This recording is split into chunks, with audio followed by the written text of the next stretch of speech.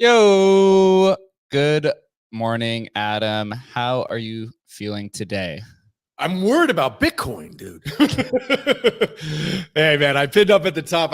This was something that hit me over the last 24 hours, working on something I told Jake offline, and I'll share with you guys in a day or two. But the idea that Bitcoin, if all power was lost, and I know it's virtually impossible to happen, but if Bitcoin, all nodes went offline, say a massive solar event happened, and this has happened, it happened in like 1850, like a serious solar event happened, disrupt power globally.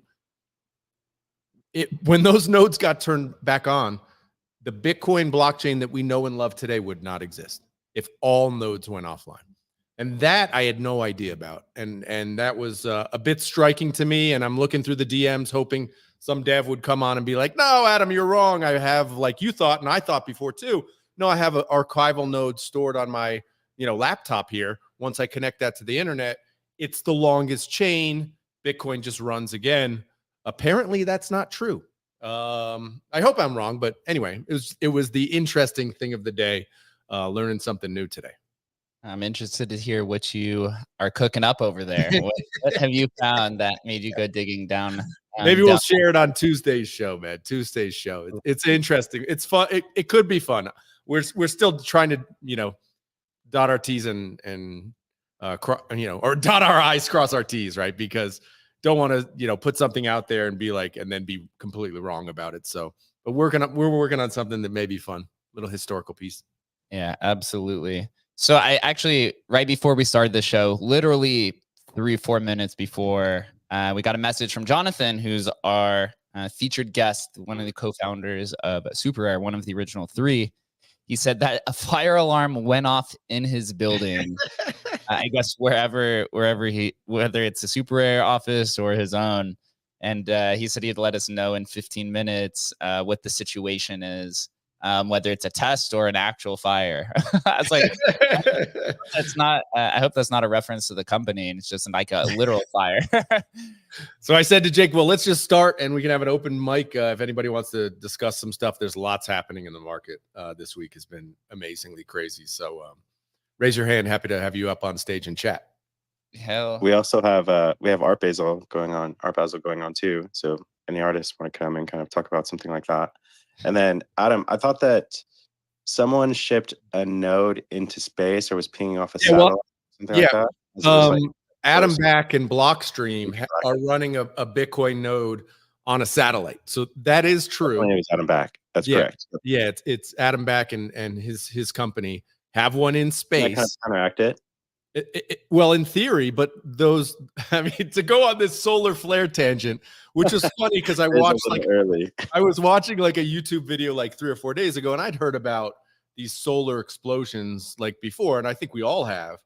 But there's like significant, that is not like an event that only happens once every 20,000 years. Like these happen, every several hundred years with pretty regular. And when they actually, the last major one was in like 1850, and it actually took out telegraph systems like all over the US. And those are telegraph systems, right? So I'm not, look, the odds, of course, people are like, well, you're going to be more worried about food and water than electricity. I'm like, okay, I don't disagree with you. It just changed my viewpoint on it, on Bitcoin, because I had thought, like many of us, that you could just have a stored node and just turn it back on. And because yours is the longest chain, it would, just reboot the existing blockchain. And that apparently is not true. Hopefully, well, maybe somebody will come in my DMs or on that thread and correct me. But that was just something I did not know up until 12 hours ago. Interesting. That's definitely interesting for sure. I got good news. Jonathan just messaged us back. He said that the fire is a test fire, and he's back. So he'll be joining us here in a second. We do have another guest on stage, Barack. How's it going this morning or afternoon if you're across the world? Hi, Jake. Hi, everyone. Thank you for having me here. Actually, it's about to be evening where I live. Yes, I'm not in Miami.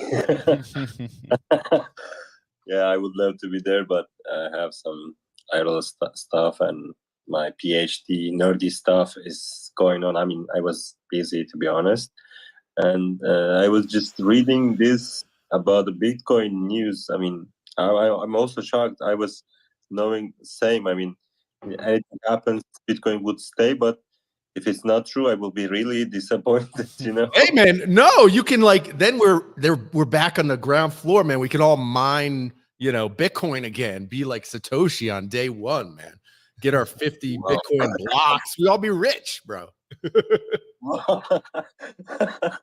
Yeah, I mean, I was waiting also, Jonathan. I mean, ask my some maybe nerdy questions. I'm an artist. I'm not a tech guy, but I'm following the Rare protocol. I mean, since they are doing some spaces, yeah, we were discussing about what is the benefits of the protocol. I mean, that's so. I'm also waiting for him. I hope he's fine. So yeah, I can say that. I'm also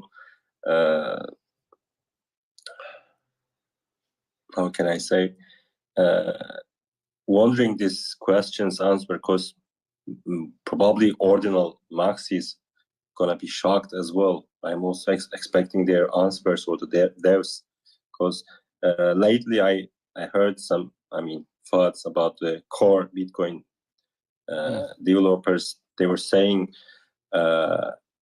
these inscriptions are Spam. not good. Yeah, spam, or it's forcing the Bitcoin network or something. It was something like that. I didn't understand much. As I said, I'm not a tech guy, but I'm also wondering this, because I was thinking to do my inscription. I was actually waiting for the gas come down, but it seems like not gonna come down for a while. So yeah, many questions in my mind. Thank you. Well, I would encourage you to still inscribe, because even if, and it's a very unlikely situation or scenario, but even if they were able to prune ordinals going forward or remove ordinals going forward, which is basically impossible. But if they were, your original ordinals would still be there and probably be very valuable. So I'd encourage you to go and inscribe. There was a huge space last night, the ordinal show. Man, we talked about it for like 5 hours last night. I encourage you to go listen to it. There was, we had, some Laser Eye Maxis on, we had actually pretty good conversations about it. And not only is Luke Jr. and Ocean trying to censor ordinals, but they're also censoring these kind of mixing pools and stuff like this too. So they're trying to censor a whole bunch of different stuff on Bitcoin. So there's a bit of a battle being drawn, right? A bit of battle lines being drawn on Bitcoin right now. Interesting. Yeah, it is at the heart. So if you're new to Bitcoin, like at the heart of every Bitcoin disagreement is this idea of spam. No matter if you're talking about it on the main chain of Bitcoin from the Bitcoin core developers, or if you're on Counterparty or Ordinals or any of these others, it comes down to these like philosophical and ideological disagreements of, is Bitcoin used for transactions or is it used as a storage layer? And I think that's kind of where we are now, right? We got in 2017, it was the Bitcoin block wars with the miners. And it seems like now we're headed to Bitcoin JPEG wars. Mm-hmm. Oh, For right. sure. John, you've made it, bro. Can you hear us? He's joined us on the live stream. So John's joining on the live stream. Hopefully he can get his sound hooked up. Yeah, no problem at all. I'm just glad that the building hasn't been burned down yet. But yeah, that's at the heart of all of the Bitcoin kind of disagreements. So to me, I think the culture wars is already won. Ordinals is here to stay.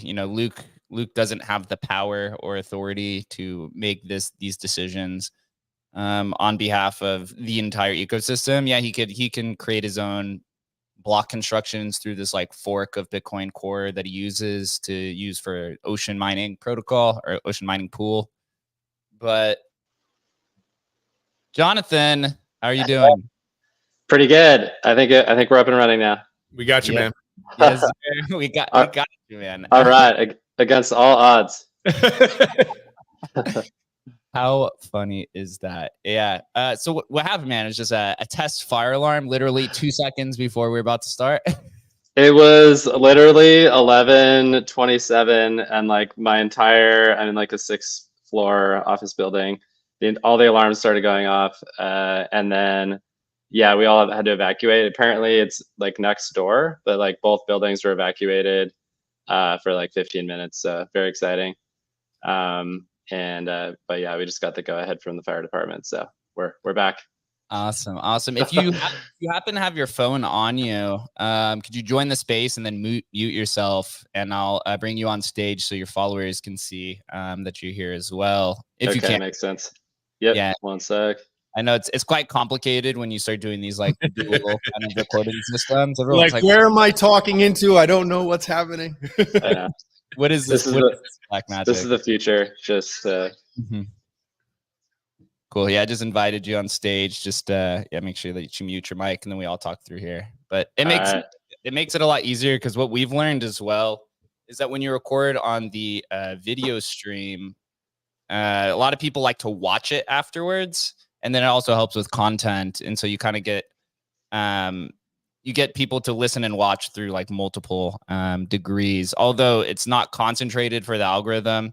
When I first started podcasting, everyone always said, you only release the audio because that's where all the downloads are going to be. And I was always like, I mean, as long as they listen and watch it, who cares where they're listening from, right? Yeah, I feel like that was the advice in like 2006 or something like that. Yeah. Well, I appreciate you coming on here, man. First, right, SuperRare has been around, I believe April 2018 is when you guys co-founded it, one of the original 3 co-founders. A little bit of background about Emblem. Adam and myself, we come from this like historical NFT community, then started working at Emblem for all these like kind of cross-chain type protocols and principles. But from a historical standpoint, I'm actually kind of curious. Back in 2018, when you first started it, SuperRare, what was the thought and kind of the, I guess, morale around NFTs towards the beginning of 2018, where you decided, hey, let's create a NFT platform that's specific to just art and the creators, and not just and not for projects who want to create something that's more than like a 1 of 1 or 1 of 10 series? Yeah, great question. And yeah, plenty to dive in. But yeah, first just wanted to say, yeah, great to be here. Thanks so much for inviting me on. And yeah, congrats on Emblem. Love what you guys are doing. And you know, I think the way we got connected is I've just been increasingly interested in NFT history and cross-chain stuff. And yeah, just been trying to dig deep into what you guys are doing too. So yeah, stoked for this convo. Yeah, so in 2018, so my background is kind of like blends between technology and the arts. I studied digital media in college. Increasingly got interested in Bitcoin, and then kind of crypto and Web3 in general, as well as entrepreneurship. I was living in, went to college in San Francisco, so was kind of tinkering with startup stuff after college, and then moved to New York, where my 2 cousins were living, John and Charles Crane. And all 3 of us were, you know, doing a ton of, you know, research and kind of nerding out with crypto stuff. And this is like 2015, 2016, 2017. And obviously we had like the big crypto bull run in 2017 that was mostly fueled by ICOs, like coin offerings, like these token launches for those of you guys that were around at that time.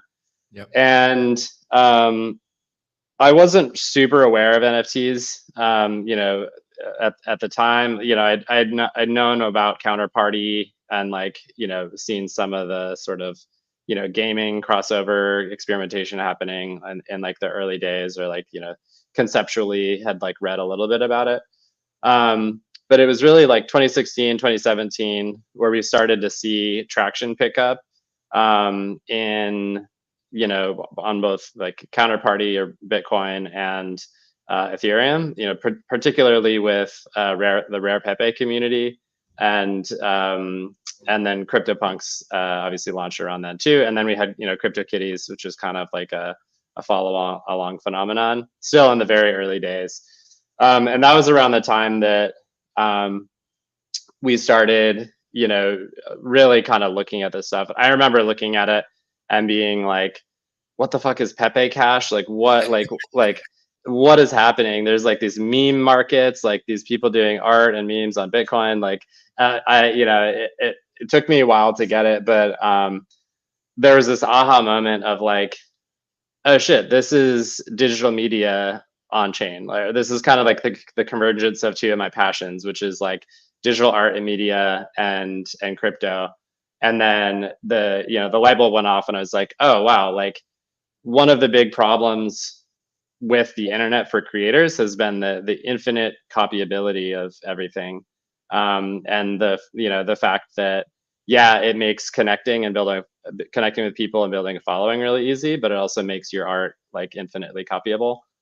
And so if there's a way to, you know, for artists to monetize their works through this new thing, like that'd be really, really interesting. So you know, long story short, we started just kind of like hacking and, you know, coding something together in a coffee shop in Brooklyn, like fall 2017.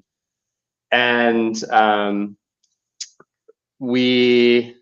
I think this was like before, like right before CryptoKitties had like launched and announced what they were doing. And then John and I there was this really interesting moment. I think it was around, yeah, it was January 2018. And we were like, there's got to be other people working on this stuff. Like we were, you know, we had a working prototype going, like we had a, you know, MetaMask, like Web3, like hooks in our little like shitty, you know, first version of SuperRare that was just like extremely basic. And we just Googled like, you know, digital art, blockchain, like New York City. Yeah. And literally the next day was this event called Rare AF, Rare Art Fest. Rare Art Fest. You went literally the next day. Next day. We better go, man. I guess we better go. It's fun. So we had been like kind of operating in our little bubble, and like, you know, we knew about CryptoPunks, but we were like, wait, the CryptoPunks guys are there. Like Joe Looney from Rare, you know, Rare Pepe wallet. And just they had this like splash page for the event, and we were just like, oh my god, this is ridiculous. There's literally a conference on this tomorrow. And it's right down the street. We'll just exactly. Awesome. So yeah, I guess to your question about like what was the environment, it was like it was oddball, right? Like it was, nobody was in it for the money. We were just really trying to like you know, learn from each other and you know, kind of like look and see if there's anything there. So cool. I mean, I want to get into some other history, but I mean, obviously it was at that time without kind of this other than, I mean, CryptoKitties happened, right? But then it died very quickly, right? And so what was, you know, going into the middle of 2018, where you see this explosion at the end of 2017, and then it just all starts to kind of like burn and fade away, right? As the hype fades very, very quickly. What was your thought at that time? Like, what were you guys thinking as a business? Like, geez, how are we going to make money at this? What were you going through at the time? Yeah. So we didn't raise any money for quite a long time. So we were kind of just like an extremely lean team. Like we're 3 technical founders. So we were, you know, didn't have high overhead other than just, you know, kind of personal expenses. And so, you know, we were kind of, we had a pretty long-term, you know, mindset. Obviously, I guess for context, for those that weren't, you know, extremely tuned in at this time, that was like the start of this like really big bear market. And, you know, when around the time SuperRare launched, we saw ETH go from about $1,000 all the way down to like $80 within the next like 12, 18 months. And so that was the context that, you know, we were talking to investors and, you know, somewhat trying to fundraise, and it was just this like horrible, you know, bear cycle. and it was investors didn't really get NFTs at the time. Investors really wanted at least at the time there was a sort of allergy to art amongst the VC crowd, and they all wanted us to pivot into gaming. Still do. You still do, right? Exactly. Yeah. But at the same time, market sentiment aside, there was this jolt of lightning, this sort of spark of magic around SuperRare. Like we had a Telegram group, and there was people who were just so excited for what we were doing, artists who were able to mint their works, and the landscape is quite different than it is today. There was almost nowhere to mint an NFT. OpenSea launched around the time we did, I think maybe a couple months earlier, but they didn't have minting tools at the time. It was really you had to be kind of like an engineer as an artist to mint your works. So yeah, there was just this like sort of electricity around the community and the vibe around SuperRare from the early days, and that's I'd say like what really kept us going. That and just I'll credit my co-founder John really for almost turning this into a mantra of like we have this sort of first principles thinking around just like the utility of tokens and what the NFT standard made possible. So if you think about the ERC20 standard, it's the ability for anyone to launch a fungible currency on Ethereum, right? So, and we saw that have massive implications. And sure, a lot of the ICOs that had happened turned out to be vaporware or questionable results. But that doesn't change the fact that this is a very powerful outcome from a very simple tokens, a thing like just like a token standard. And the ERC 721 token standard, which was being finalized around that time, John kept, coming, like in conversations with me and other folks being like, this is a way, if this takes off, this is a way to have property rights, digital, objects digitally represented and tradable on chain. And that's going to be revolution. Like this is going to be fucking huge. And like, it doesn't really matter what the market is doing. Like as soon as people understand it. So yeah, I think it was like a combination of those two things, like a very, small, but hardcore, passionate early group of artists and collectors who were just kind of vibing in the community. And then, what we saw is this sort of fundamental possibility for tokenizing digital objects. Well, I'd love to get into more of the royalty discussion and new token standards in just a minute. But first, before we get to that, back in 2018, would love to get into the Lost Robbies, because Lost Robbies are like, Adam loves the Lost Robbies. It's one of my favorite. It was one of my favorite weeks of all, this kind of rediscovery of old NFTs and stuff. Was my rabbit hole digging for a week to try and find people who had Lost Robbies. So it's one of my favorite NFT projects of all time. So I'd love your you tell the story about what your involvement was with it and your remembrance of that history. Yeah, absolutely. There's a lot to dive into, so I'll try not to take too long. There's actually some pretty funny anecdotes, but feel free to probe and dive deeper into any of the aspects. But yeah, so for context, this is a project by Robbie Barrett, who's a really great young pioneering AI artist, and also involves Jason Bailey, who is, for those who don't know, he's a founder in this space. He's an art, data guy and somewhat of an art historian himself, and just all around great guy. And so Robbie is the first artist on SuperRare, and Jason is the first collector. And so they're actually both wrapped up in the launch story of SuperRare. Basically, like we we were, you know, chatting with Jason and showing him prototypes. And then he was like, hey, there's these 4 artworks I want to buy by this, you know, whiz kid named Robbie.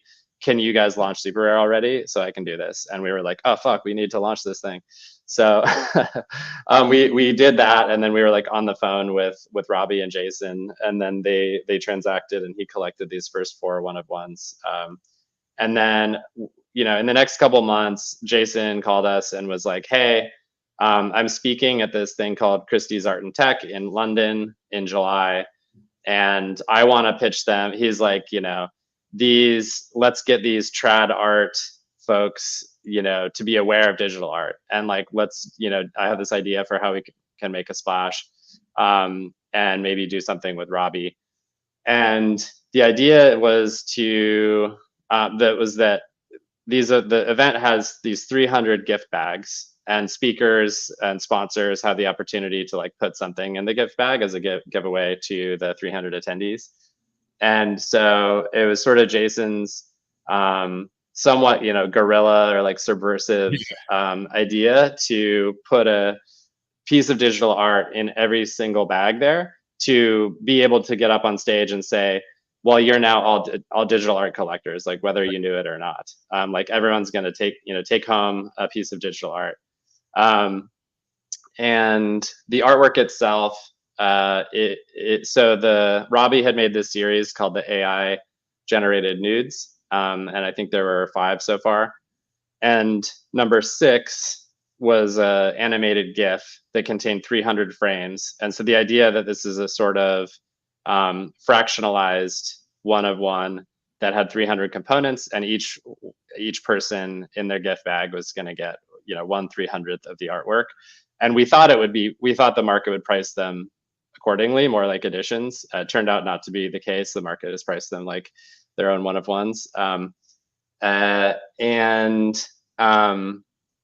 yeah, that was the setup, and it was up to us and our 3-person team at the time to figure out how to make that happen. And so we flew to London. We're staying in like a super shitty hotel.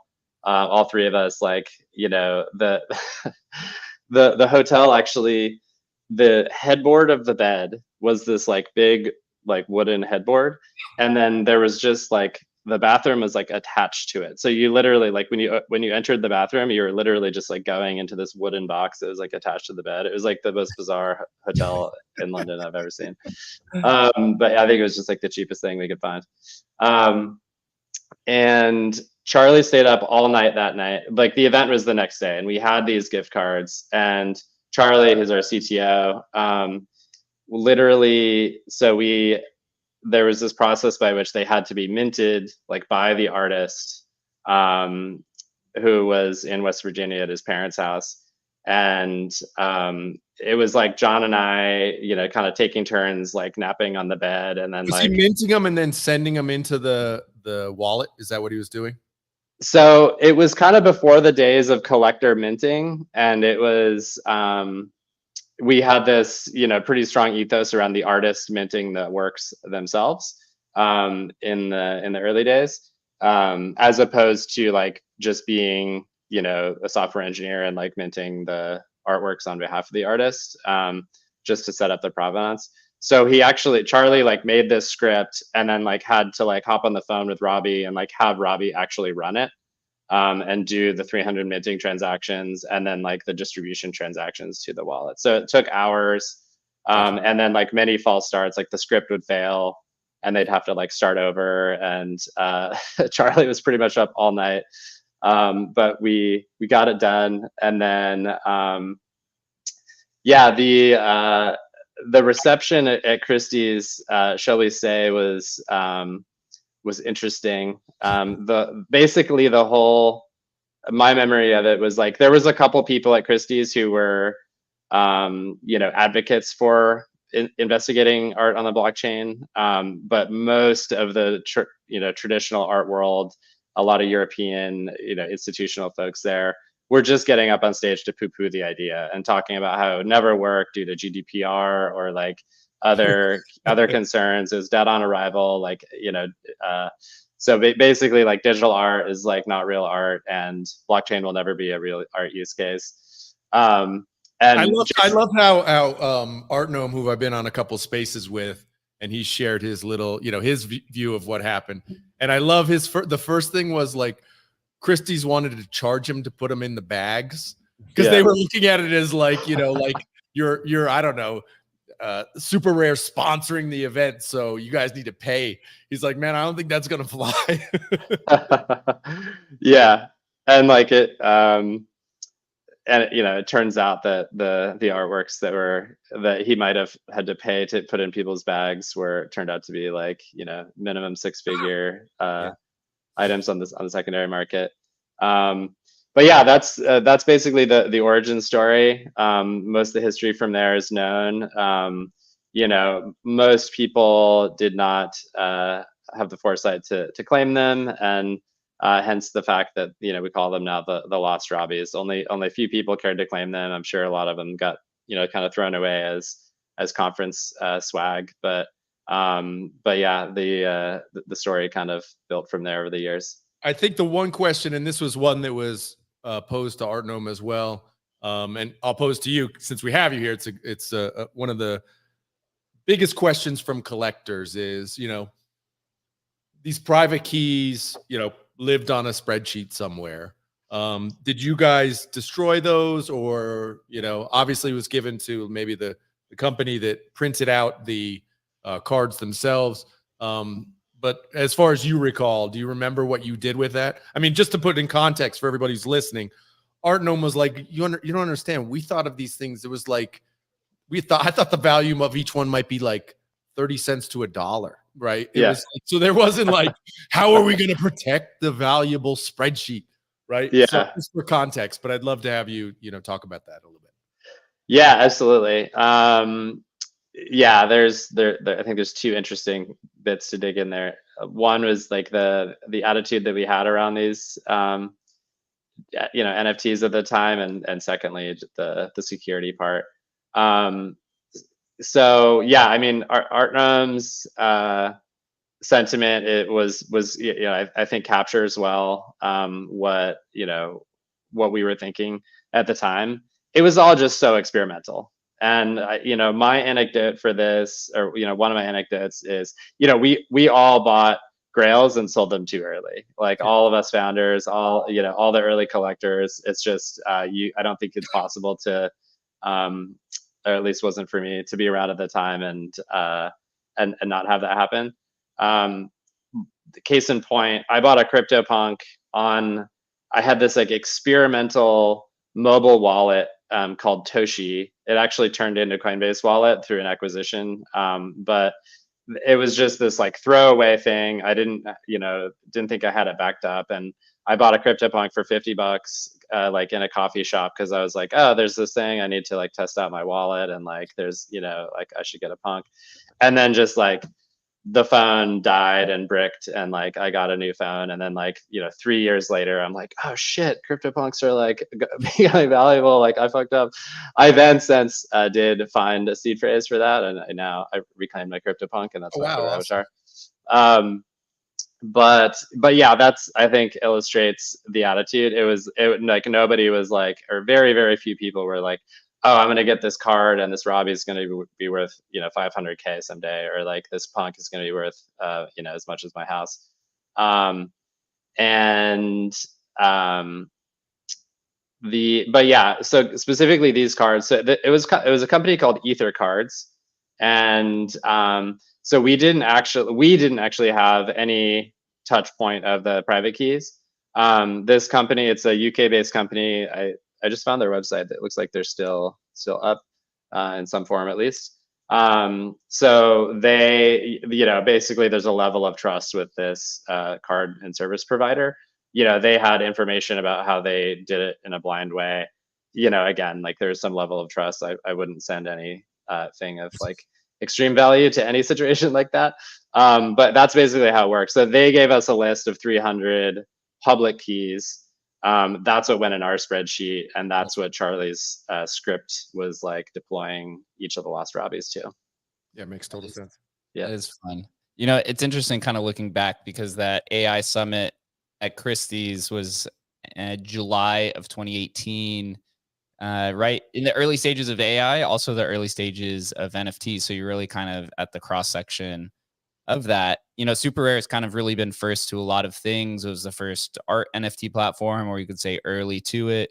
It was early to royalties. I know there's a few companies that dabbled that beforehand. You also created the I guess the artist allow list. I don't know what the specific name is, where artists submit and then you approve them, then they could be listed on SuperRare. How does SuperRare go about evaluating innovation or new type of ideas to let in onto the platform or to kind of pursue? Because you're now right, SuperRare is now moving into kind of this tokenomic aspect with the curation staking, and you have right a DAO and some of these others. But you're also at the forefront of it because all of these artists are really just submitting all of these new type of innovations to SuperRare to be listed. What's the process about identifying innovative ideas in the art world? Yeah, yeah, lots to unpack there. So in the very early days, you know, I guess taking a step back, it's one of those kind of ironic twists of fate that SuperRare became known for sort of exclusivity and curation, because us founders were like, you know, in the first 6 months, we were like, all right, well, how do we do this? We're, you know, who gets to mint? Like, we want real artists. Like, it's going to have to be this, you know, sort of silly Google form at first, but then like we'll figure out how to scale it, and there'll be like, you know, algorithms curating the content, and it'll be open to everybody within like 6 months. You know, that's how the internet works.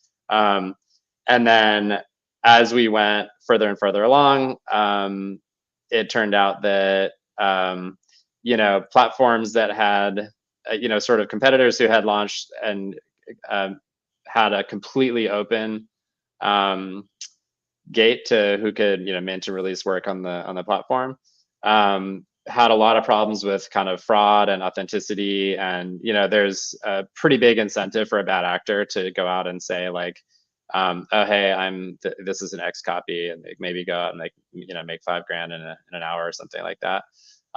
So that kind of like kept us longer in the you know, the practice of really trying to vet artists. And what we were really trying to do in the beginning is get authentic artists. We were trying to be pretty agnostic of you know, like tools or even like social followings. Like there were people getting on with you know, bigger followings, but there was also like, you know, somebody who's just like, you know, making art in their parents' basement, and like, you know, our role was kind of like, is this a real person?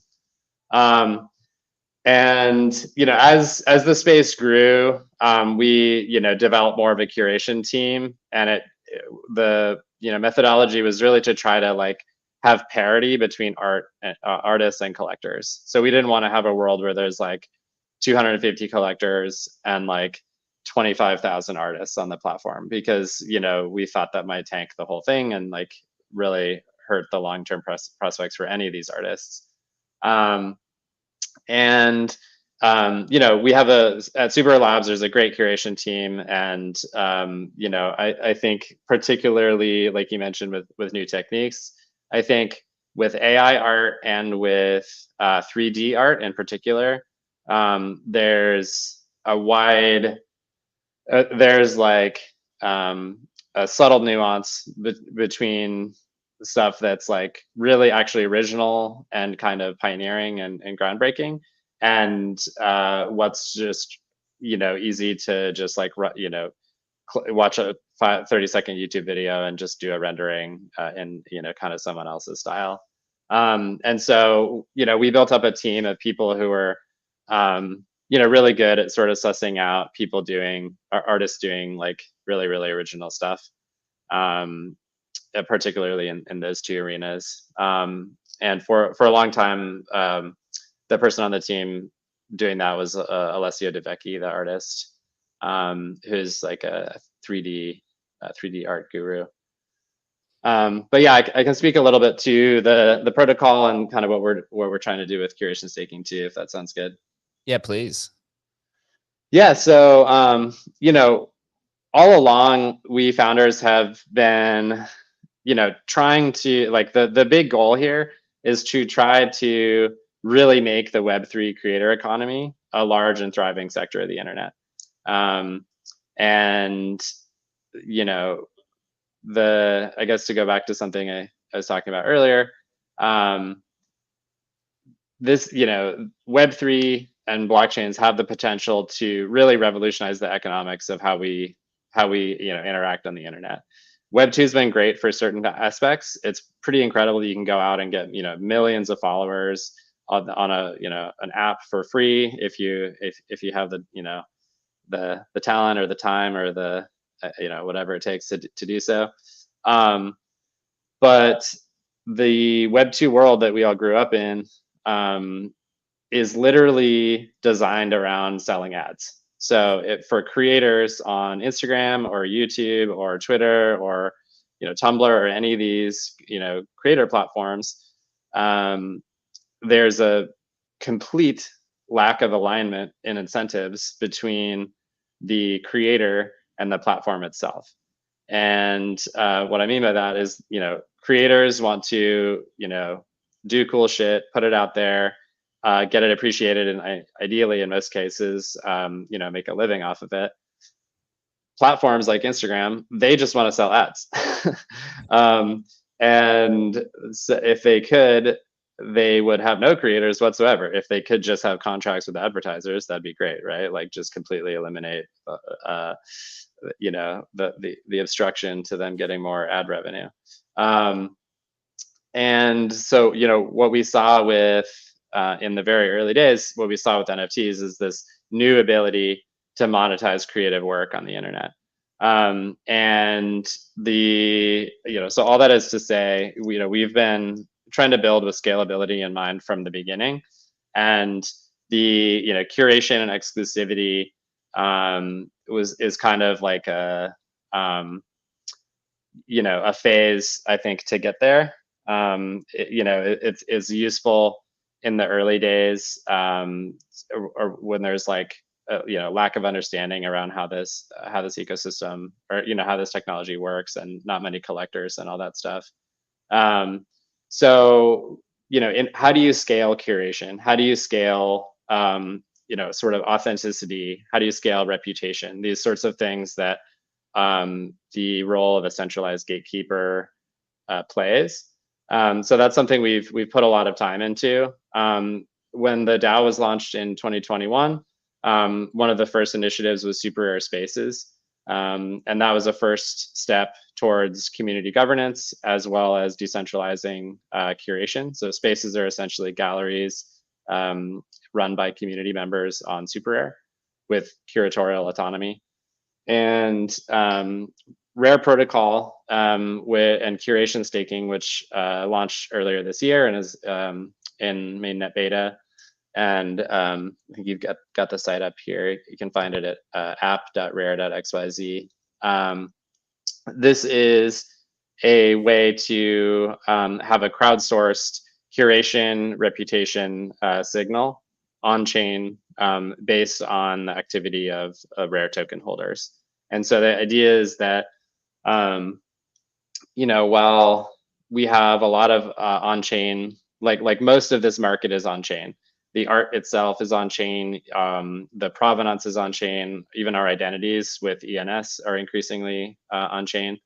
And this is, you know, a first step towards having a qualitative signal, such as, you know, what's this curator's take on this artist, or how popular is this artist or collector, and like what's this walk person's us through it, like reputation. a real world example. Like, we're looking at Bats right there, right? Who's a collector. Like, walk us through, just so we can understand it, you know, for the smooth brains, myself included. Like, how does it actually work, like, for a collector like Bats? Yeah, so let's go back to Bats. And you can see if you click on, okay, yeah, so if you click on curated list, Yep, that's okay. Okay, Right that's where we're there.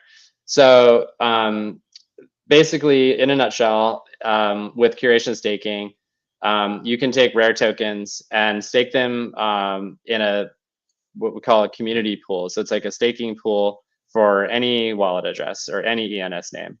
And by doing so, you're adding them to your curated list and setting it up so that if that person makes a sale, you get a percentage of their fees. And so what this really is like, this is like an on-chain list of people you really, really want to support and think are, think are legit. So it's, it's a bit like social network following, but it's on chain, and there's this additional parameter of quantity of tokens staked. So this is basically like number on each of those artists, basically. So like, yep, with Bats there, Jake, if you want to go back one, whatever, he's staking on. I saw Robbie Barrett and I saw Claire Silver and X Copy. So he's staking a certain number of his tokens to each one of those artists as a signal that he supports those artists, basically. Yeah, absolutely. And so, a huge motivator for this is discovery. I think discovery is like the crux issue right now in crypto art and NFTs. And you can easily see how this is a tool towards decentralizing curation and discovery. So if you're somebody who's like, well, fuck SuperRare Labs, I don't care about what they're creating, or like fuck Christie's or whatever, I want to go see who my guy's curating or like my lady's curating. And like, I love Bat Soup, so I'm going to go to his profile, and then you can discover artists that way. Yeah, so that's how this turns into a sort of curation and discovery engine. I found you, Mr. Human Zero. Yes. Yeah, it's interesting kind of how the I guess trends tend to fade and then come back depending on how early you are within the cycle of adoption.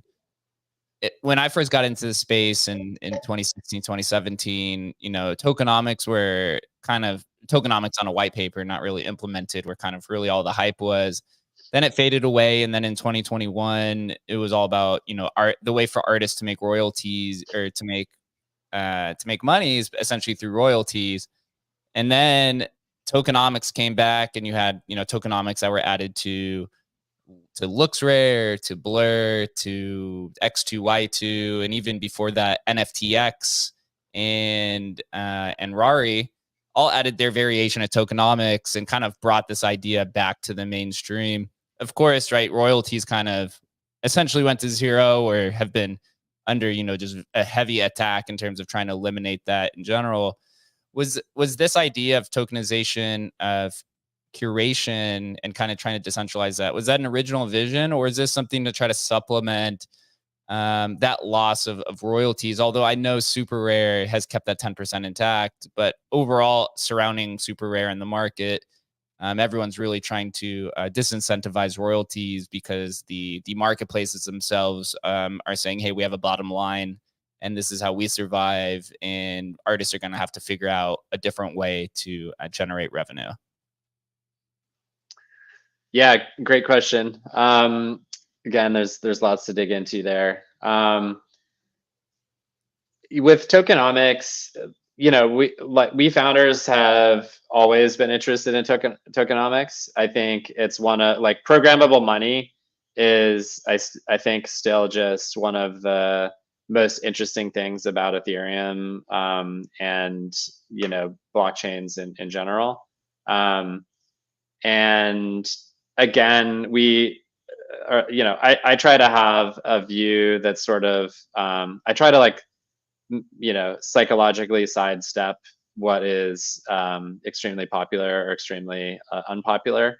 When we launched in 2018, tokens were like the least popular thing in the entire world. Like, everyone got burned by the ICO craze, and anyone that had a token in 2018, it was just like, fuck you and your token, but it's like we all lost money in that market downturn, and it's we lived through that whole ride too. But tokens are still powerful and still this great tool for aligning incentives between the users of a platform and the platform itself. And I think that's a really fundamental thing. And with curation staking, and what I think the opportunity is here is to have, we're trying to decentralize curation, and so there needs to be some incentive for people to go do this activity, and having a token mechanism by which people can earn money being a tastemaker in Web3. That's kind of the idea there, and that's I think that there's a big opportunity there, and really just to at a high level align incentives between people who are true believers in the Web3 creator economy, and like find ways to participate.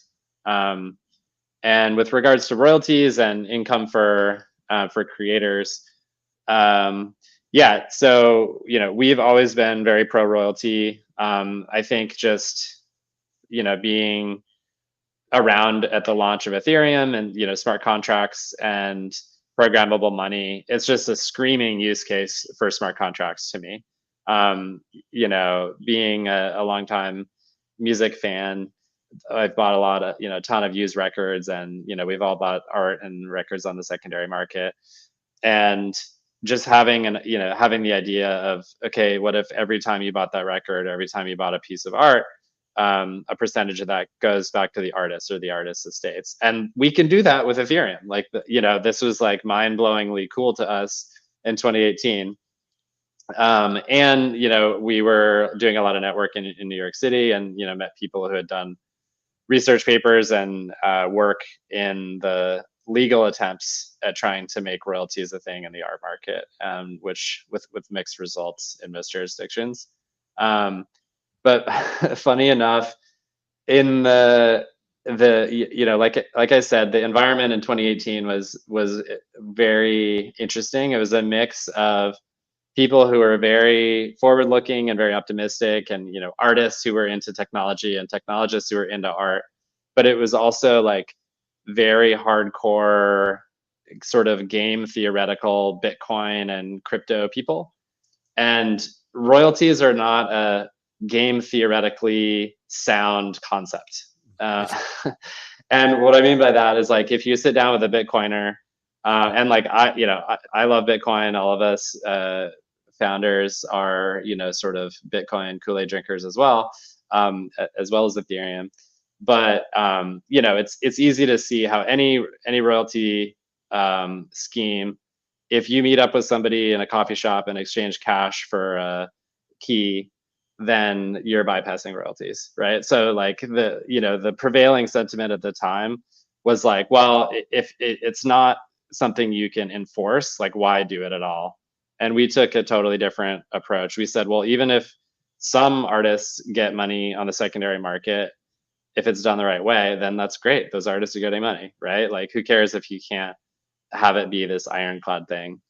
So that was kind of our stance. And then, happily, a lot of other marketplaces over the years either changed their stance on it or launched. It kind of became, for a while amongst the art platforms, it was quite standard. And then over the past year, 18 months, with the rise of more the high frequency trading, platforms like Blur, et cetera, there's been obviously, well known sort of erosion of that. Yeah.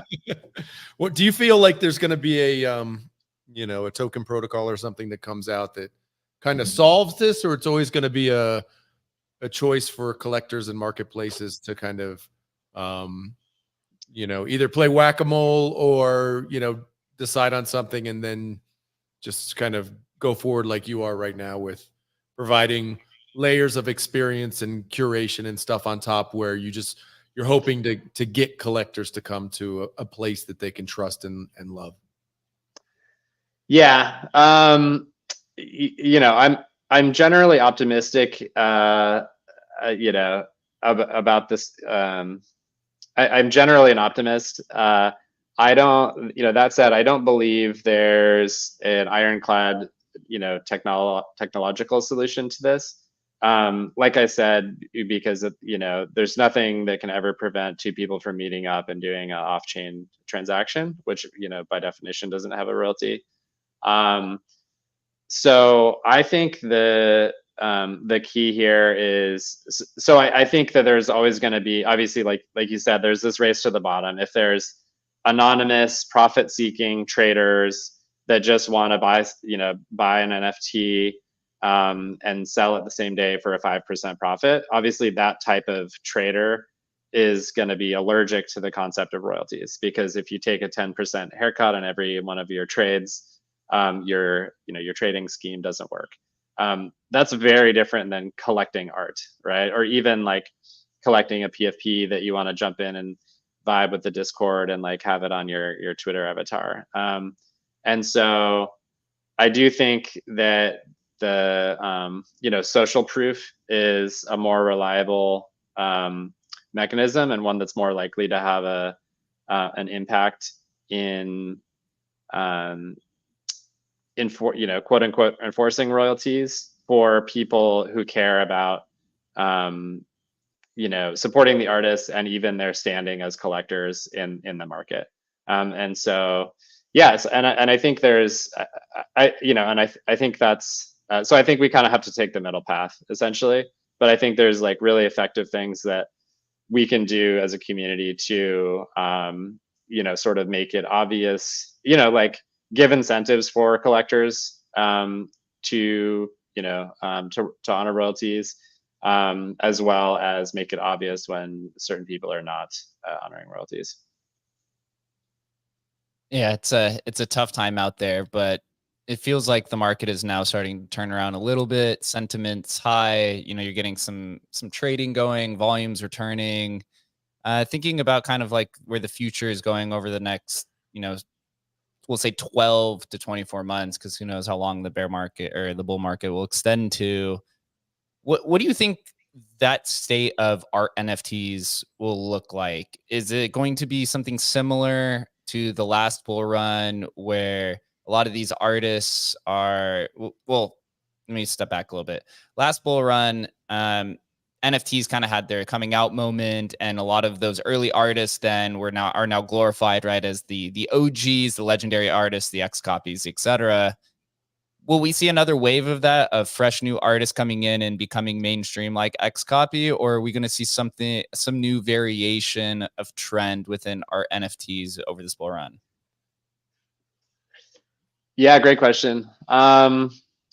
So the last bull run was, yeah, that's a good way to put it. It was kind of the coming out moment. It was the first time I could like talk to anybody in my life who's not like directly involved in crypto and have them have any idea what I do. The last bull run was really kind of fueled by and centered around PFPs, at least a lot of the volumes. And I'm not sure if that's going to be the case or not. I hope that it indexes more on the art side. And so yeah, my sense is that among the trends we're seeing now, and that I'm really bullish on, and I think we're going to be a really big thing in the next bull cycle, is artist sovereignty. So I think the last cycle was very sort of in the early days and very platform centric. A lot of artists are now embracing tooling that gives them creative sovereignty over their whether it's like the release, the minting tooling, the marketing, the smart contracts, so I think that's a really big trend that we're gonna see a lot of. I think there's going to continue to be an explosion in experimentation on different chains and L2s. And I think I think artists are inevitably going to just continue push. Well, one thing I'm really excited about is just to see the boundaries just continuing to be pushed on what is art. And whether it's more, other sorts of media like music NFTs, or, more interactivity, more blending with gaming. Like we've seen a lot of artists experimenting with that.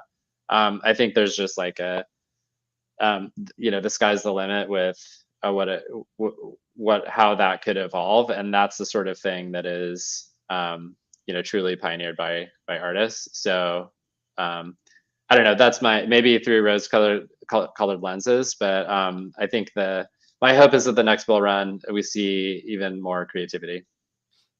Artist sovereignty is, I think, the right way to frame it, and then combine that with experimentation. And that's kind of what we're seeing now, moving across these different blockchains.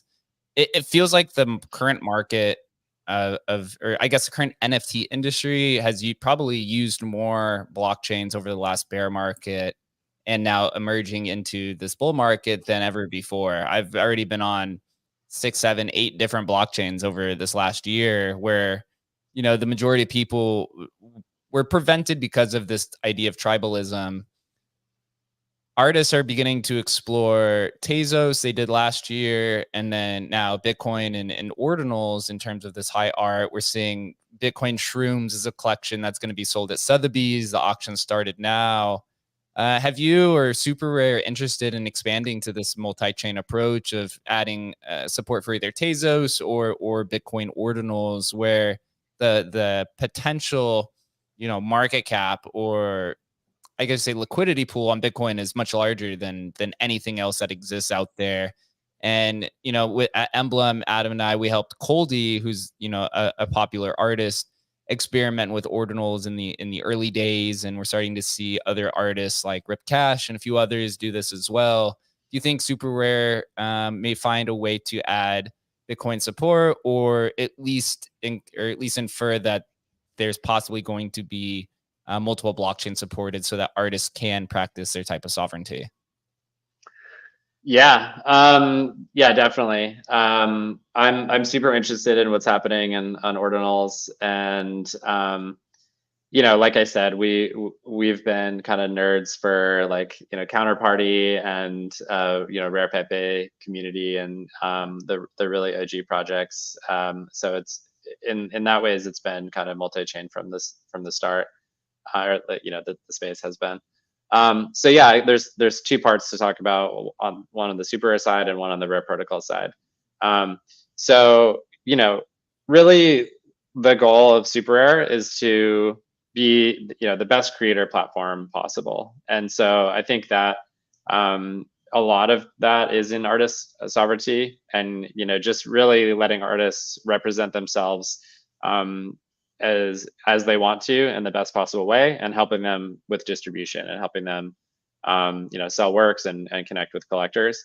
And so where we want to see SuperRare go is a world that's kind of more chain agnostic. So exploration and discovery through the front end is an extremely important aspect, and then you're starting to see this on some platforms where there's just a signifier next to the art. Whether is this on ETH, is this on like a base type L2, or is this on Bitcoin? Is this an ordinal? So I think that's really the ultimate goal with SuperRare, and really just to be kind of agnostic and support where creators want to take this space. And yeah, with Rare Protocol, so I wanted to share something with you guys in case you hadn't seen this yet. I'll drop it in the chat here.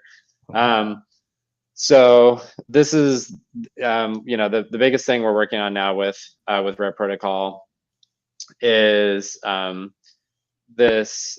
We're kind of calling this a rebrand or a slight pivot of the Rare DAO, and the DAO was launched around the construct of SuperRare, and we've now launched the Rare Protocol brand. And what we really want to do is tackle discovery at the protocol level. And so there's this really fundamental problem of fragmentation in this space. If you think about a creator who's, like you said, minting on Tezos, minting on Ethereum, minting on Base, minting on Zora, etc. Those are potentially all with different minting addresses, and in some cases, incompatible blockchains that don't talk to each other. So what we want to do with Rare Protocol, again, as a community and DAO initiative, is to build a canonical registry of these, creator addresses, and then, subsequently more and more data that can kind of enable somebody to get a picture of what's going on in this new art market. Whereas right now you kind of need like a team of engineers to help you, kind of dig in.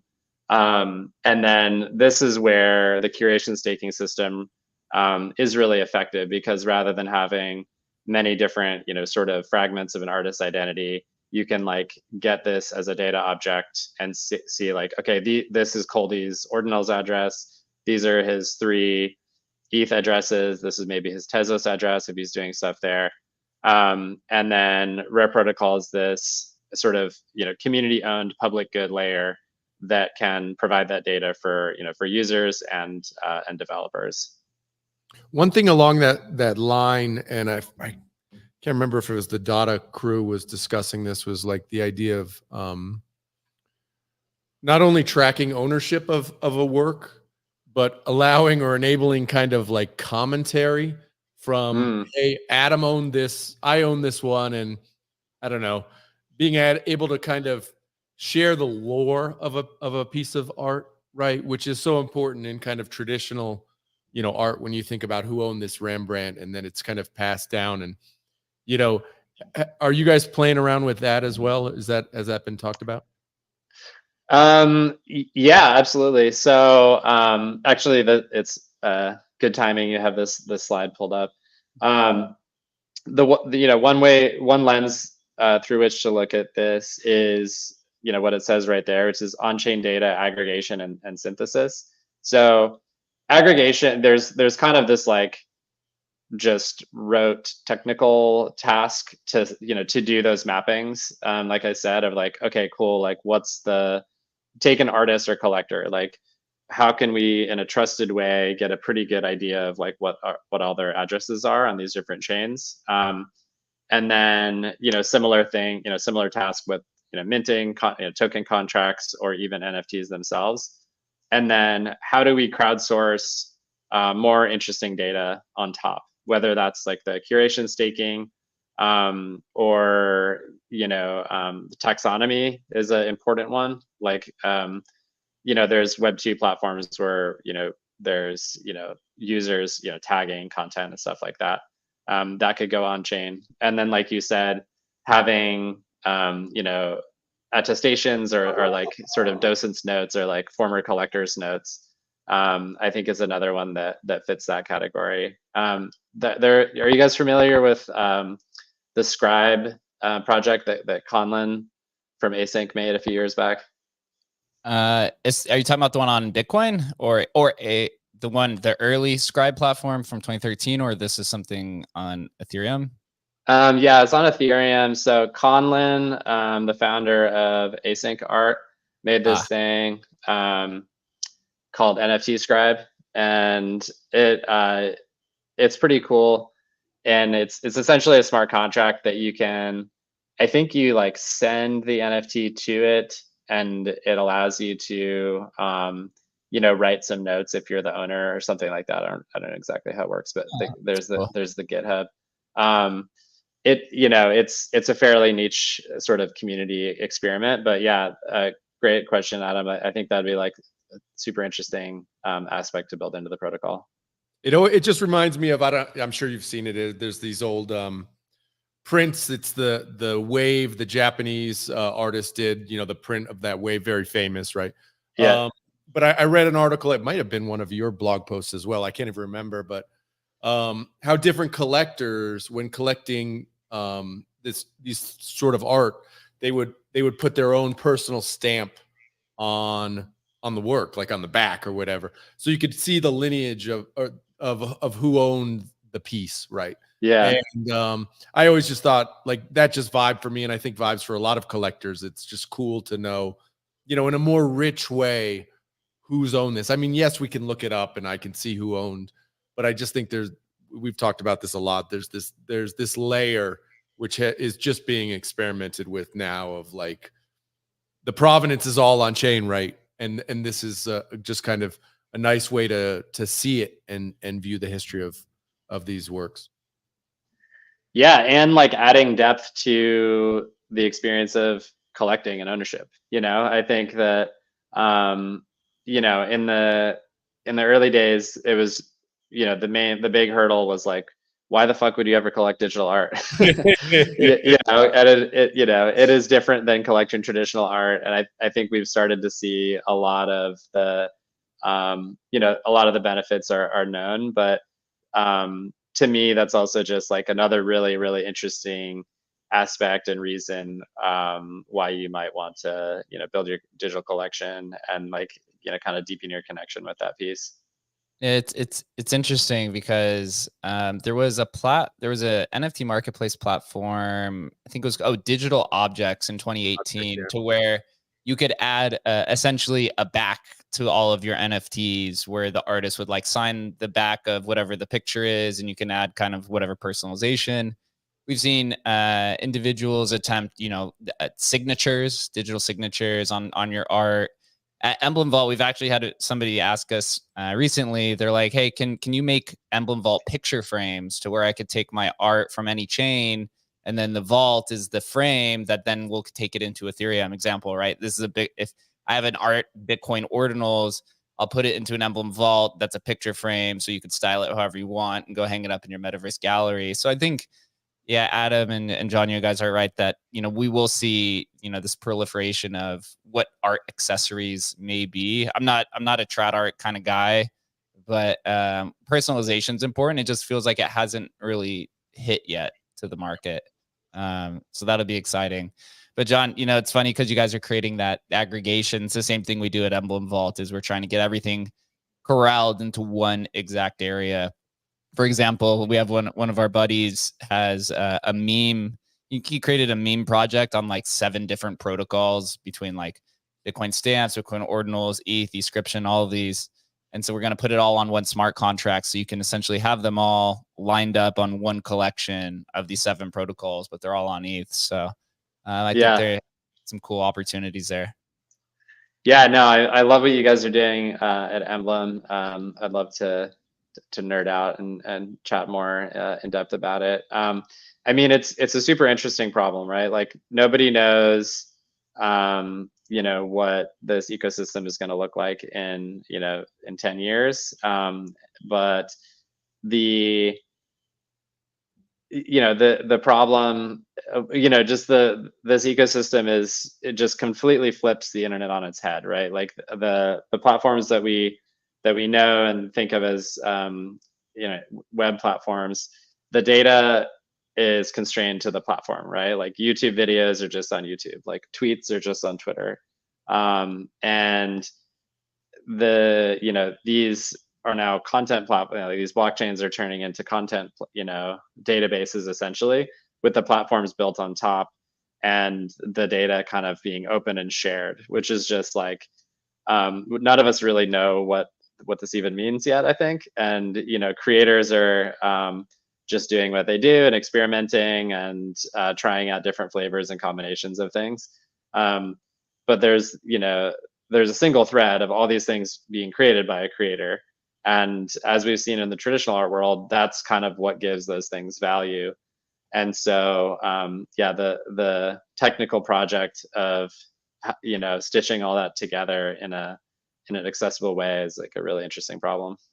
Yeah, one of our beliefs is either this bull run or next bull run, the interoperability protocols will be center stage, whether it's providing liquidity from one chain to another, or the social capital, which is what I found really interesting with the NFT space is, and we've all of us on stage here, we've been in the space for a while, and it was very tribalistic without NFTs. And then once NFTs came, it kind of kicked the door down for everyone to say, doesn't matter where my JPEG is, right? Yeah, maybe this one chain has a preference, but the social capital tends to carry with it no matter what chain it exists on, which was completely opposite of what the fungible token space is. It is very, very interesting.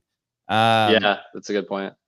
Yeah, it is. I'll take a few questions. I know Barack has been waiting patiently on stage. He said he's a big SuperRare fan. I know he had a question. Do you have a question for John? If anybody else wants to come on stage and ask a question, we'll take a few before we close it up. So go ahead, Barack.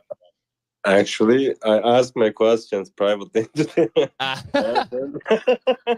I mean, we were discussing about Bitcoin. You asked this question. I mean, Bitcoin is going to be in the SuperRare or not? Or I mean, actually, I'm also Rare fan, the Rare protocol, because it's too much tech stuff in the NFT. I mean, art space.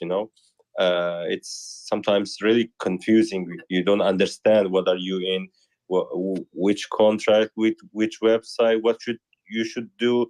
You should, I mean, connect your wallet or not. I mean, but making the things simple. I mean, the UX, it's actually really important for me. No, I mean, in one page, I can see my all creations, and it's safe. I mean, my Tezos wallet, my Ethereum, my Bitcoin wallet. I mean, it's really cool. That's why I'm following the Rare protocols. What are they doing? And really grateful. Thanks God, he opened the pool for me as well. So yeah, I'm there just and following what they're building actually. So nowadays, I don't have any new questions. Thank you. Cool. We do have a few more on stage. I'm calling Gnome first. GM, long time no see. How are you been? And what question do you have for Jonathan? GM Jake, yeah, all good. Oh my God, something with my voice. Give me a second. That's all of us. I was drinking a tea, so maybe that's why. Yeah, good morning to everyone. Really exciting conversation, especially connecting different blockchains of because, and also they all work differently, right? Like on Ethereum, we have smart contracts, although on Bitcoin, we just have Bitcoin addresses. And even on Bitcoin, I can have like several addresses for my art. So that's why like connecting everything in one place feels good. Feels like it's going to be a better UX UI experience for me as an artist, and just to see everything in one place. Excited about this innovation. I have a question to SuperRare Perkins. How do you see, because you're deeply involved in the Ethereum community, what do you see are the benefits of the ordinals, and what are the limitations from like what you heard from people, from the artists, from the builders? I just want to, get your perspective about ordinals, and maybe get some lessons from there.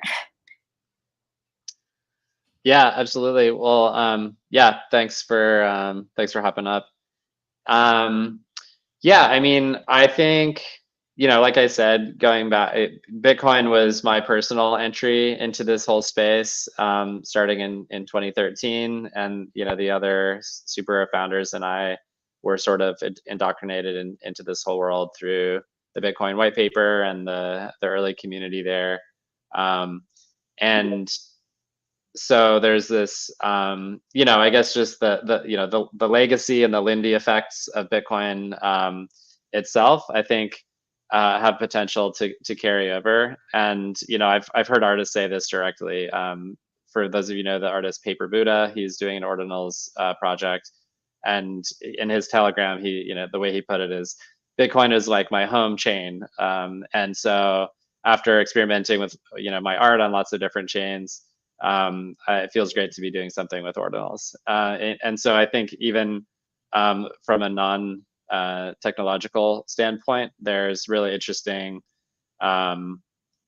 opportunities there, for those reasons. And like Jake said earlier, there's there's a much wider potential collector base to tap into. So I think that's particularly interesting. And yeah, I mean, obviously there's I think it's a fairly small technological change for like wallet providers to add Taproot, or I'm not super technical on like the aspects that are needed, but it's not like a brand new chain with a brand new set of wallet infrastructure that needs to be rolled out and launched and capitalized. Like there's like a massive audience and set of tooling that's already set up for Bitcoin. So I think just from a network effects standpoint, that's particularly why, or those are some reasons why ordinals are very interesting. But like I'm also fairly agnostic or open-minded too, right? Like if new L2s or new chains launch that creators and collectors find really interesting, I'm not one to particularly be trying to hold on to ETH L1 or ordinals or anything else in particular. Like I think this space is going multi-chain, and I'm interested to see where the experimentation kind of continues happening. Yeah, art on Bitcoin is currently being explored. There's nothing really that's set themselves, or there's no clear leader yet. And for independent artists like Gnome, they're trying to get themselves out to a wider audience than kind of the small market. And the infrastructure is drastically improved since it was even 4 or 5 months ago. It is quite wild. So, Gnome, thank you for the question. We're gonna call on Awful Eye, and then we'll go to Cardi, and then Alana owns us right after. Hey, what's up, y'all? How's everybody doing? Was good. What's up, Awful Eye? Man, doing good, man. Doing good. I do have a question. I don't know if it's about the rare protocol or not, but well, no, it's not. It's about SuperRare though, John. I have a question. And this is mainly as me as a collector. And it might help collectors actually like want to do the royalties. All right. You know how like on OpenSea you can like a shopping cart where you can do like multiple purchases at once. Do y'all plan on implementing anything like that anytime soon? And also a dark mode. Is there going to be a dark mode? When More dark mode. Dark mode. Yeah. Yeah. Let me address that the last one first. There actually secretly already is dark mode. For those that don't know, we're doing a pretty big technical rebuild of the SuperRare app, kind of from the ground up, and rolling it out sort of piece by piece. So the new, it's not totally publicly available now, but the new auction mechanism or the new minting mechanism that we just launched with Pindar's release a week or two ago.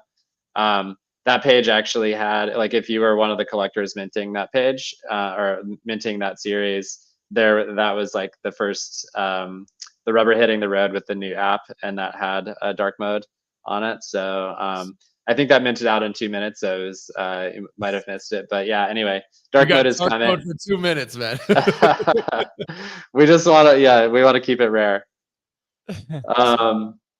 Yeah, as far as the I guess the add to cart functionality, to be honest, that's not yeah, I don't know, feel free to send me more notes on that in the DMs or whatever. I think partly they use wrapped ETH to at least enable you to do like batch or sort of like fractionalized ordering. Yeah, WETH is something we're certainly considering adding, but not anything more specific around like a shopping cart. Awesome. Appreciate that. Next is Cardilucci. I think I pronounced that right. Awesome. Yes, Jess Cardilucci. Great conversation. I've been really enjoying listening to this. My question was kind of, and I hope you didn't answer it, but if you didn't, even just some clarity would be great, because I know some of it is so complex, like me understanding the rare protocol, staking. It took me a long time to really sit and kind of figure it out, and I'm sure there's all nuances that I'm still need to learn.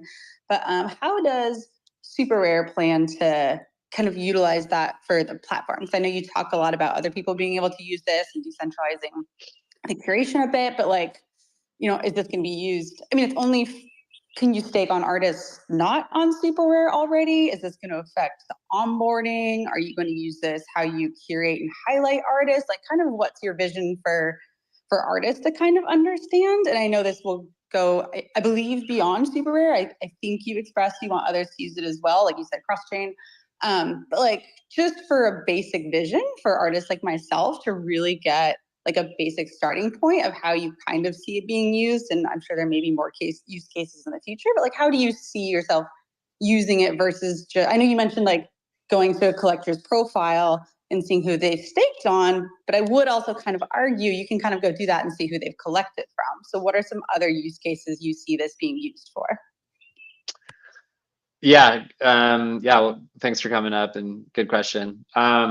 So yeah, I mean, you know, the driving overarching goal is to improve discovery, and you know, kind of empower or decentralize curation and discovery.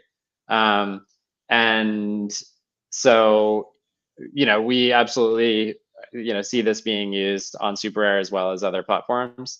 So, you know, one way that you just mentioned, it is already actually live. You can go to a SuperRare profile and see, you know, who's staking on that person and you know, who's on their curated list.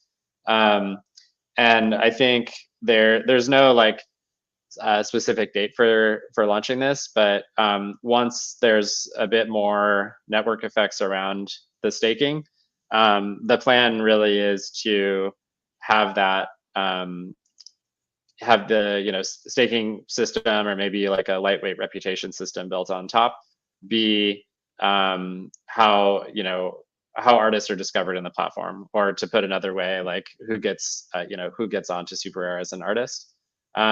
So, you know, that's something that we want to have as like, you know, DAO curated, you know, the artists, or, you know, that part of the system. And then, yeah, there's just, I think there's a ton of other, you know, ways that this could be used for discovery, right? Like what we have now with curation staking is kind of on-chain peer-to-peer social graph, or like social connections. And that's really interesting. And, you know, there's a lot of, you know, even just from like a data visualization perspective, if you go to radar.rare.xyz, that's like a, you know, early data visualization site that we spun up, where you can kind of see like communities forming, or like you know, the way these things map out into you know, overlaying communities and connections that I think, you know, can really easily turn into art discovery and discovery of artists. And you know, another just very pragmatic way is, you know, you can look at feeds of art and feeds of activity based on staking behavior. And so, you know, there's a very basic version of this live now, or if you go to somebody's staking profile, you can kind of see a feed of art based on their staking activity. So you can see how having that on SuperRare be like, you can kind of almost see like a curated feed of art based on the preferences of anyone who's you know, staking in the network. Have you ever thought about, just along that line, doing something similar to what, correct me if I'm wrong, Jake, was it Portal or whatever this past week, where they were saying, hey, you're going to get some sort of reward if you on X tweet about this, right? And tag, you know, Portal or whatever the name of it was. And then they're doing some sort of off-chain, you know, watching, you know, X, and then rewarding with tokens based on like, you know, so kind of this connection between, you know, something that's on chain like you're doing to an off chain like mechanism on a social media site like X. Did you track that at all? So, you know, do you know what I'm talking about? Yeah, I guess at a high level. Yeah. Yeah, I mean, I think that's super interesting. We don't have any specific plans for that, but what I keep going back to is, you know, discovery. It's this like very fundamental problem, and you know, it's kind of two-sided. For collectors, everyone wants to like discover up and coming artists and stuff that inspires them, and for artists, like everyone wants their drop to be more successful, or their next, the next thing that they're working on, they want it to meet and be discovered by the right people. And so, one of the things that we've learned just through a long time in this space is that just a simple thing like having somebody market your release, whether it's on the SuperRare Twitter account or elsewhere, is like there's limitless demand for that. Yeah. And it's something that just like as SuperRare Labs, like one, it's not what we set out to do. Like we didn't want to create a big Twitter account and just be spam Twitter promoters. But two, we can't, right? Like there's it doesn't scale. That's not a thing that can turn into a viable solution. So anything like that where there's an incentive to to share what it is that need to be shared or to help with discovery, I'm all for, and we'll certainly continue experimenting. And I wanted to also shout out to, we're building Rare Protocol as a community, as a DAO. We have a grants program. If you have any ideas for stuff like that, for initiatives that you think would be cool or want to see get built, hop in the Discord and start the conversation. That's what the DAO Treasury is there for. And if I can ask just one more question too, and thank you for your answer too, because I know sometimes as artists, like I feel like I need to understand like the visual versus like the techie part. Yeah, absolutely. And sometimes there's miscommunication like that. Like I'll never forget that with was it royalties? I just remember a bunch of artists like didn't understand the technical way that royalties were implemented. They all thought it was literally when I think Manifold said it was on chain. They were like, no, it's written on chain like what you want the royalties to be. It's not always like enforced. Anyways, sometimes the miscommunication is funny between like artists and then the developers. We think we understand it, but we don't always fully understand it. So we're just trying to meet you in the middle.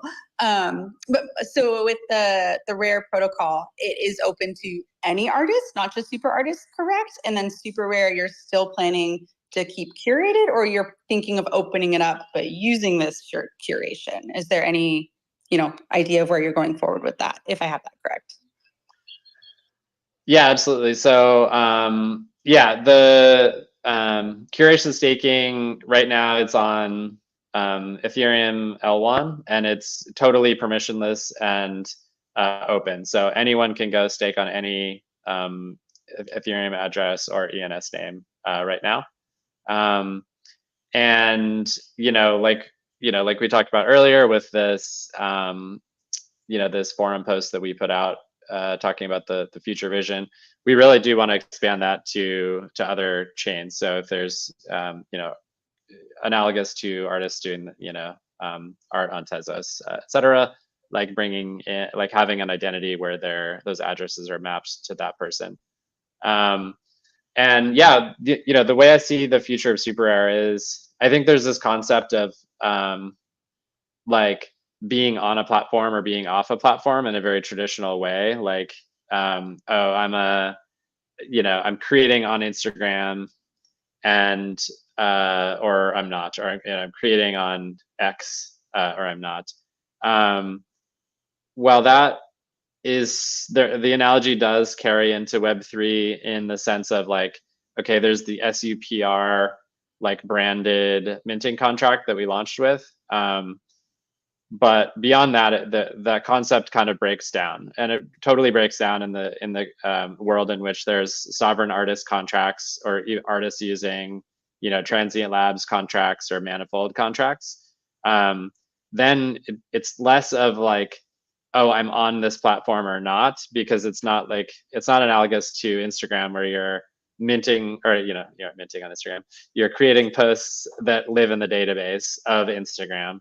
Really, you're creating an NFT that lives on your sovereign contract, and then it becomes discoverable on SuperRare, right? And so where we see this going, and I think a path to scalability, and one that can really make discovery better and more personalized for everybody, is to have that be more personalized. So if you stake on these wallet addresses and then go to SuperRare, you can see that art, whether or not that's been, curated by a SuperRare Labs curator or not.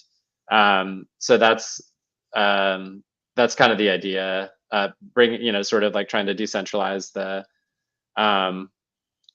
the access and make it so that people can, kind of discover and peruse the types of things that they find interesting.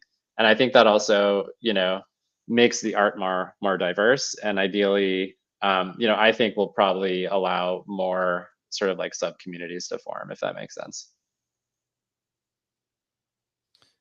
Awesome. Thank you so much for that response. And last but certainly not least, Alon owns us. Thank you for waiting patiently. Hey guys, how's everyone doing? Great, man. Good, good. Yeah, actually, one of my questions was just answered too, so props to that. Actually, I really just wanted to step up here to say thanks for the information session here. It's really, I really respect all your guys' hard work and innovation in this space and everything like that. And really, what triggered me most is going back to the very beginning of this conversation was that you were sort of outlining the trajectory and timeline of NFTs and coins and tokens and Bitcoin. And I've also been around the space since about 2013. And I entered more into Bitcoin first, and then yeah, a couple of years went by. It was sort of really a boring thing. And sort of Doge came out after that, and Litecoin and a few of these coins, and people were trading them, but they were gaining some value, but they weren't, there was nothing that exciting going on, really. And it was hard for the mainstream to really get into it. So what I think really sparked Bitcoin's value gaining was when Ethereum NFTs sort of started coming out too, because that sparked sort of a curiosity that, hey, stuff can be done with this. Like, this can actually be creative. Crypto can actually be creative and host a bunch of people can get involved in it, and spend time and be creative with it. Like, it was really a fascinating thing. And I entered that NFT phase, actually sort of started on the BSC chain. But yeah, I remember when punks came out, I didn't get any. I tried getting some. I had a bunch of crypto kitties after that. But like, yeah, this space changed so much. It kept sort of redirecting in different directions. There was so much hype, and these 10K collections, these pump and dumps kept coming out. Like, just people saw they were profitable, so they just kept launching them like daily, like 50 a day. And like, it got way out of hand, and it lost the principle of why this is like building here. And I again entered the spaces and I wanted to be a collector. That was the most intriguing thing to me. And then a creator as well. I tried some of that, made very little on my artwork. It got more frustrating than anything. No royalties, people weren't interested in it, and new things kept coming out every day, so it's hard to keep people's attention. So SuperRare, I remember when that when you kind of launched that, within the first month or two, I started getting really curious. I was always watching that page. Yeah, and since then I've been watching a lot of, but I'll definitely be getting into SuperRare more. I'll definitely support that. And finally, I just wanted to say also to Emblem Vault, you're doing a great job too. Like, I really got into the rare pet phase. I had a few years ago, still do, but like, I really jumped into them when they got over to Ethereum, because I don't know, I just started like stocking as many as I could in my Ethereum thing there when you guys put them over to the vault there. So props to that. I really, there's a lot of excitement still to be had here. I think people are just a bit dejected when like, yeah, like, we have to find ways to make artists feel valued, and not just in crypto. That goes in the real world too. Like, artists are really not always that valued. So if you can find a way to make artists celebrities, like rock stars, make them the thing that make them the asset, like artists, like put them on a pedestal, then you'll see, like, you'll have probably a lot more support, like just in general. Not that you don't already, but yeah, like, yeah. So that's it. Looking forward to what you guys come up with next. I'll definitely be supporting. Awesome. Well, yeah. Thanks for the kind words. Great to chat with such an OG in the space. And yeah, you and anyone else interested in cross-chain NFTs and any of the stuff we've been talking about, please join our Discord. If you go to rare.xyz, that's the Rare Protocol homepage. Jump in the Discord and stay abreast of everything that's going on there. Yeah, incredible conversation, John. Just want to say thank you for first your time, and second, glad that you survived the great fire of the SuperRare Labs.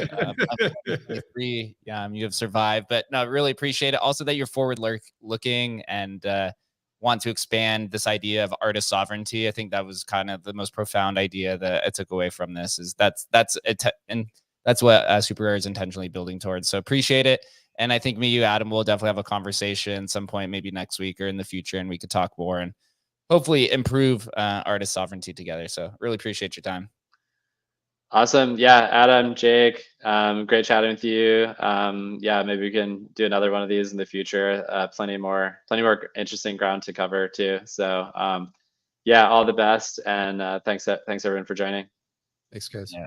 Thanks, guys. All right. If you guys don't know, Adam and I and Emblem Vault and Chris, we host this show Tuesday through Thursday at 11:30 a.m. Eastern time, focusing on Bitcoin, collecting, art, everything that is pretty much not a PFP. We like to cover the history of everybody and everything, all the great entrepreneurs.